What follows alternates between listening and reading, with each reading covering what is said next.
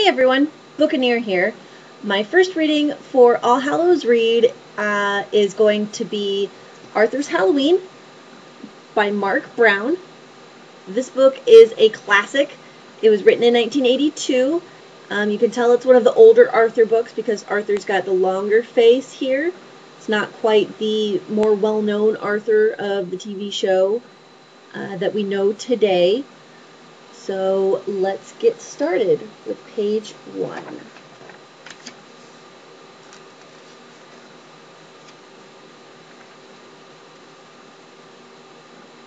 we go. It was the night before Halloween. Arthur's family was busy making the house look spooky. It looked so spooky, in fact, that Arthur had trouble falling asleep. They were making a jack-o'-lantern, sewing the costume, hanging a skeleton.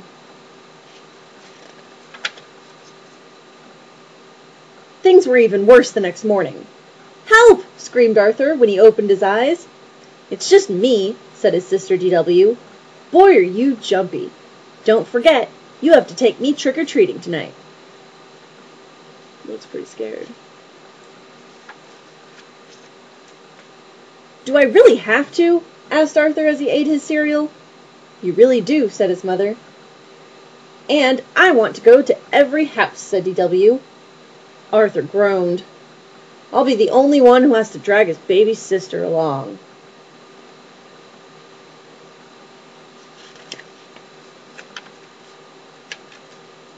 Arthur didn't recognize anyone at school. There was a giant robot in his classroom taking attendance. "You sound just like my teacher, Mr. Marco," said Arthur. "I am your teacher," said the robot. The only one Arthur recognized was the brain. He was wrapped in aluminum foil. "I'm a baked potato," said the brain. It's a pretty weird costume. Francine passed out special morning snacks.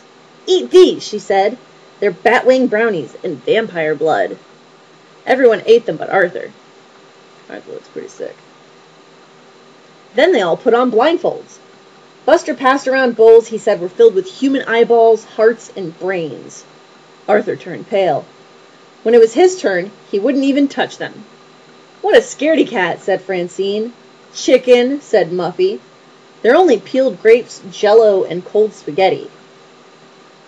Muffy is dressed as a bag of money. When it came time to go trick-or-treating, Buster knew which houses to skip. "Don't go there," he said. "They only give apples." "Gross," said Francine. "And don't go to the big house on the corner," said Buster. "That's the witch's house. My brother saw someone go in there last Halloween, and he never came out." Arthur tried not to look afraid.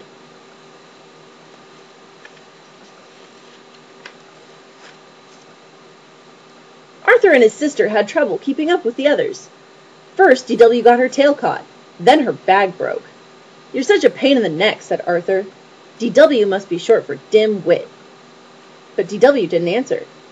Arthur turned around just in time to see her disappear into the witch's house.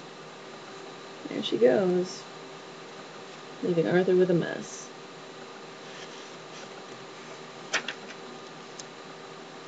Arthur's hands turned ice cold, and his heart began to race. He walked up to the spooky old house. The front door was open just a crack. Slowly, Arthur went inside.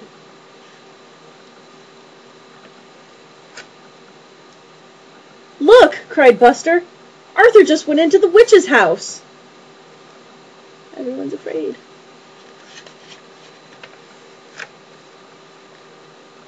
"She'll probably put Arthur and D.W. into her oven, just like Hansel and Gretel," said Sue Ellen. "Maybe she's using them for weird scientific experiments," said the brain. "I bet she locked them in the cellar to starve," said Buster. "Maybe we should follow him," said Francine. "Maybe we should call the police," said Muffy. Everyone was too scared to move.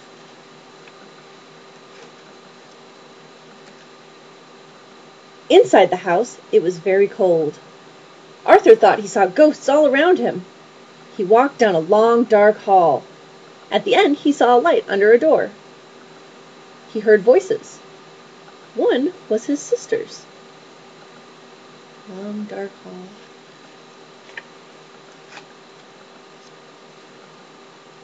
"Oh, there you are," said the witch. "We were waiting for you." "I came to get my sister. We have to go. I hear my mother calling us," said Arthur. "I don't hear anything," said D.W. "My name is Mrs. Tibble. I hope you won't leave without some cider and doughnuts first." "They're chocolate, your favorite," said D.W.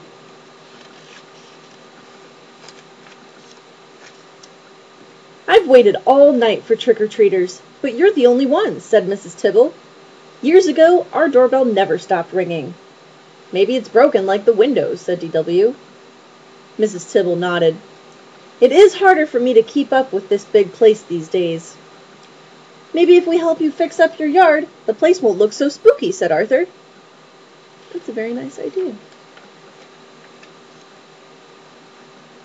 Arthur finished his donut as Mrs. Tibble opened the door and turned on the porch light.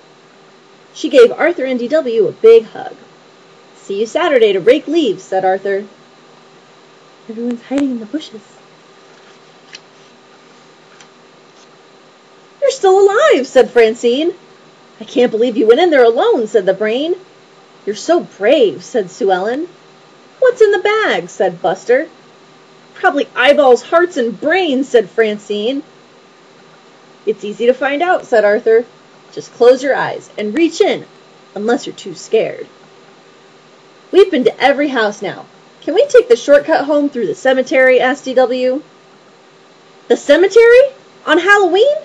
Are you guys crazy?" said Francine. "Follow me," said Arthur as he marched ahead. "The cemetery is a great place. People are just dying to get in." The end. I hope that you enjoyed my reading of Arthur's Halloween by Marc Brown. I hope you have a great Halloween today and an awesome All Hallows read.